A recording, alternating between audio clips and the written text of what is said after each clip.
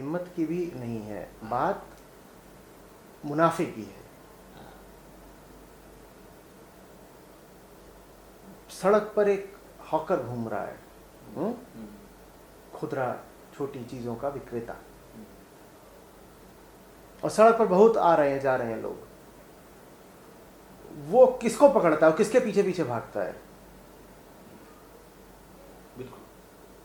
मान लीजिए उसके पास जो माल है वो सस्ता है, घटिया है, नकली है, पर फिर भी वो तो बेचने की कोशिश कर रहा है। उसको तो अपना सीमित व्यक्तिगत स्वार्थ ही दिख रहा है।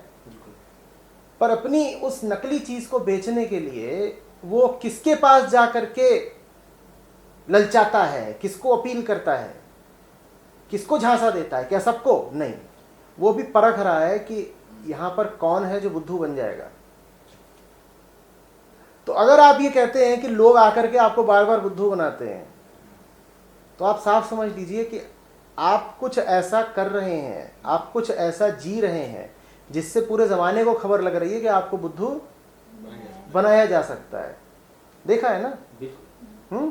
खिलौने बेचने वाला होगा, टिकली बिंदिया बेचने वाला होगा, चश्मे बेचने वाला होगा, ये सब बेचारे सड़क पे घूमते रहते हैं, पर ये सबके पास तो नहीं जाते।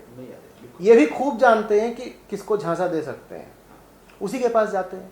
तो ऐसा नहीं कि बाकियों से डर गए, तो बात हिम्मत की नहीं है कि उनसे डर गए इसलिए उनके निकट नहीं गए। वो उनके निकट इसलिए नहीं जाएंगे, जिनको वो होशियार देखेंगे, समझदार देखेंगे, वो उनके निकट इसलिए नहीं जाएंगे क्योंकि वहां पर उनका स्वार्थ सिद्ध नहीं होने का। उनको पता है कि हम इसको जा करके चटनी नहीं चटा पाएंगे, तो फिर वो उनके पास जा करके कोई व्यर्थ की बात करेंगे ही नहीं।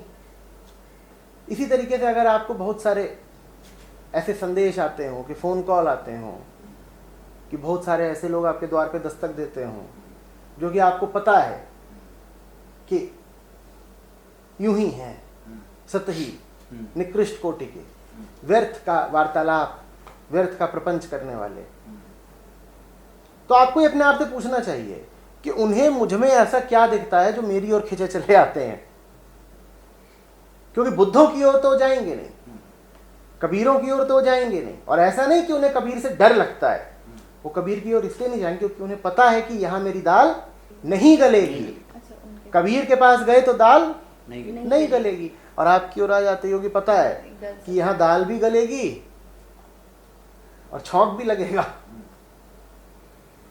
भाई एक कहानी है, एक आदमी की आंख में कुछ तकलीफ हुई, एक आदमी की आंख में कुछ तकलीफ हुई, तो वो जानवरों के चिकित्सक के पास चला गया। तो जो चिकित्सक था उसने उसकी आंख में गधे की दवाई डाल दी। क्या किया? गधे की, घोड़े की जो दवाइयां होती हैं एकदम तगड़ी खुराक वाली, धारदार दवाइयां, वो डाल दी। तो लाजमी था वही हुआ जो आंख गई फूट। जो थोड़ा बहुत दिखाई देता था वो भी दिखना बंद हो गया। तो ये भागे भागे गए जो नगर का हाकिम था, न्यायाधीश, उसके पास। देखिए बड़ा अन्याय हुआ है। तो न्यायाधीश ने फिर फैसला सुनाया। उसने कहा कि तुम्हें इस अदालत की ओर से कोई राहत नहीं दी जाएगी। उसने कहा क्यों? मेरे तो नुकसान हुआ, मेरी तो आंख फूटी है।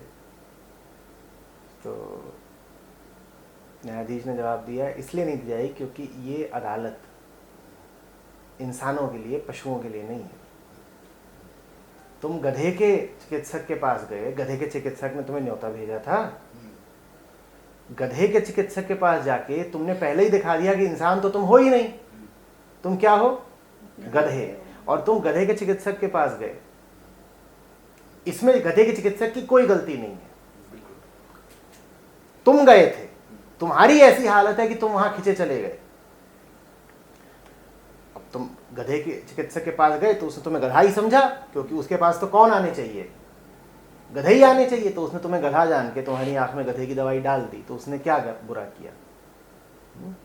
तो हम ये कहें कि ज़माने ने हमारे साथ बुरा कर दिया, उससे पहले हमें ये भी तो देखना होगा कि हम कैसे हैं, क्योंकि ज़माना सबका तो नहीं बुरा कर रहा। वो जो चिकित्सक था, पशु चिकित्सक था, क्या वो सबकी आंखें फोड़े दे रहा था? वो सबकी तो आंखें नहीं फोड़े दे रहा ना। सवाल ये है कि तुम ऐसे क्यों हो जो वहां जाके फंसे?